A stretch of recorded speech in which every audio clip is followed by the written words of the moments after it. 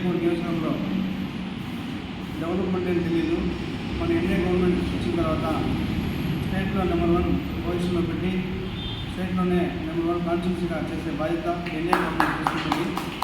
అదేవిధంగా గౌరవ సీఎం గారు చంద్రబాబు నాయుడు గారు అయితేవి, డిప్యూటీ సీఎం మా అధ్యక్షులు పవన్ కళ్యాణ్ గారు అయితేవి వాళ్ళ దృష్టికి తీసుకెళ్ళి రైల్వే కోడ్లు అభివృద్ధిలో ముందుపాటుగా నడిపించేందుకు నేను తీసుకుంటానని ఈ సభాముఖంగా మీకు తెలియజేస్తాను.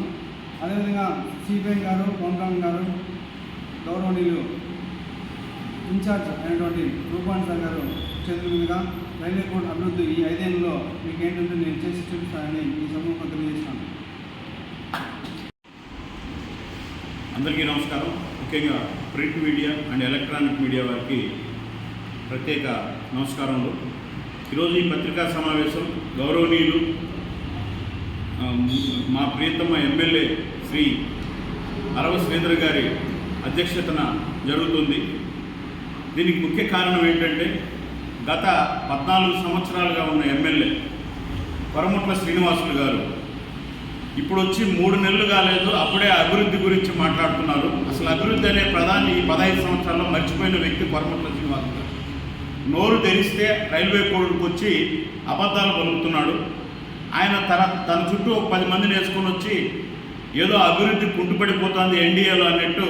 ఇప్పుడు మా గౌరవ ఎమ్మెల్యే గారు చెప్పినట్టు ఎన్డీఏ ప్రభుత్వం చిత్తశుద్ధితో ఉంది, మాది మాటలు చెప్పే ప్రభుత్వం కాదు. గవర్నమెంట్ విప్పుగా ఎమ్మెల్యేగా 14 సంవత్సరాల నుండి 14 పైసలు పనిచేయని కొరముట్ల శ్రీనివాసులు రాగా మేము మాటలు చెప్పము, రైల్వే కోడ్ అభివృద్ధికి ఏమి చేస్తామో చేసి చూపిస్తామని మేము మా ఎమ్మెల్యే గారి తరఫున తెలియజేస్తున్నాం. రెండో విషయం, నిన్న ఆయన వచ్చి కొన్ని బ్రిడ్జిలను కొన్ని వర్కులను చూపించాడు, వాటి గురించి వివరాలు చెప్పాలి.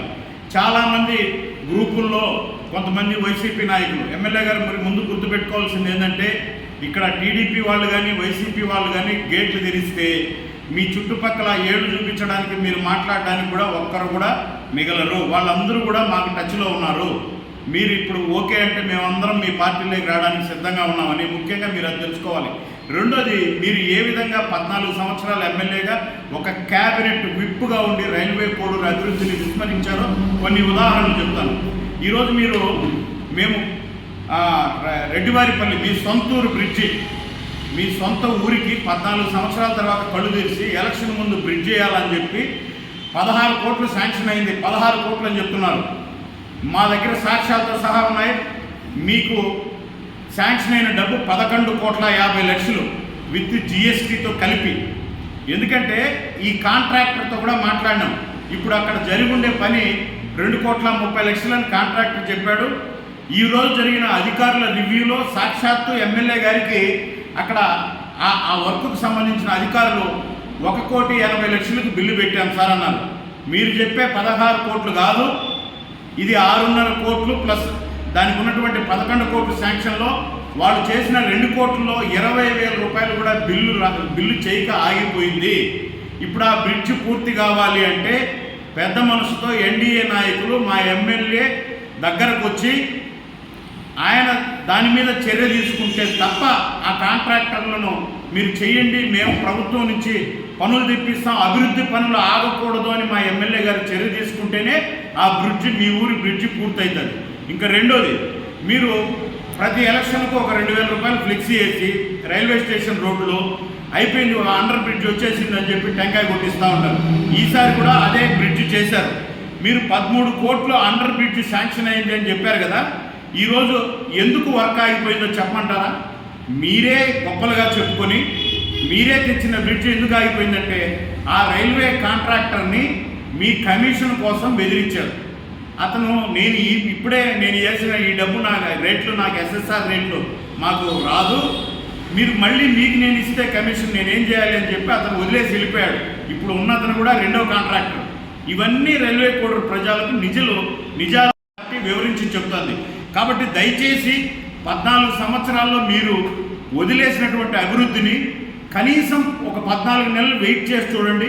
చిట్వేల్ రోడ్డు కావచ్చు, ఈ వెంకటగిరి రోడ్డు కావచ్చు, ప్రతి అభివృద్ధి పనికి మాదంటూ జనసేన పార్టీ ముద్ర, మా ఎమ్మెల్యే గారి ముద్ర, ఎన్డీఏ నాయకులైనటువంటి రూపానందరెడ్డి గారు, జనసేన నాయకులు, బీజేపీ నాయకులతో కలుపుకొని కనీ విని ఎరుగని రీతిలో మా నాయకుడు చెప్పినట్లు, మా ఎమ్మెల్యే శ్రీధర్ గారు చెప్పినట్టు రైల్వే కోడూరు అభివృద్ధి ధ్యేయంగా పనిచేస్తాం.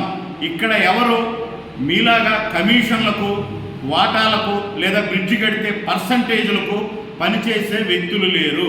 కాబట్టి మీరు అలా చూస్తూనే ఉండండి. 5 సంవత్సరాల్లో మీరు 15 సంవత్సరాల్లో సాధించలేనిది, మీరు 15 సంవత్సరాల మాటలు చెప్పినది, ఆ విధంగా రైతులకు కావచ్చు, కార్మికులకు కావచ్చు, పేదలకు కావచ్చు, కర్షకులకు కావచ్చు, పెన్షన్లు మొత్తం అన్ని హౌసింగ్, ఈరోజు జరిగిన మా ఎమ్మెల్యే గారి ఆధ్వర్యంలో జరిగిన రివ్యూలో ప్రతిదానిని నోట్ చేసుకొని, ప్రతిదానిని అధికారులతో మమేకం చేసుకొని 100% రైల్వే కోడూరును మా ఎమ్మెల్యే గారి ఆలోచన విధంగా 175 నియోజకవర్గాల్లో ఆదర్శవంతమైన నియోజకవర్గం చేసే విధంగా జనసేన పార్టీ మా నాయకులు పనిచేస్తారని తెలియజేస్తున్నాం. Thank you. శ్రీనివాసులు గారు, మీకు మరొక విషయం తెలియజేయాలనుకున్నాం.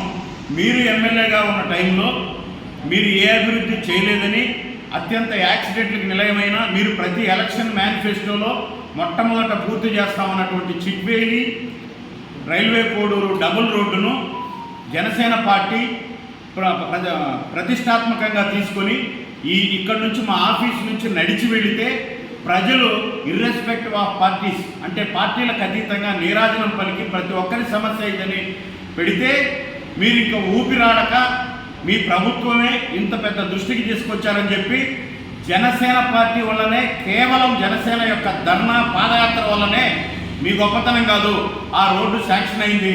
ఆ రోడ్డు కూడా మధ్యలోనే ఆగిపోయే పరిస్థితి వచ్చింది. అభివృద్ధికి మేము ఆటంకం కల్పించం కాబట్టి మా తెలుగుదేశం పార్టీ ఇన్ఛార్జ్ అయితేనేమి, జనసేన నాయకులు అయితేనేమి, మా ఎమ్మెల్యే గారి ఆధ్వర్యంలో ఇప్పుడు మొట్టమొదట రైల్వే కోడూరులో పూర్తి చేసే మొట్టమొదట పనిని Chitveli railway Koduru double road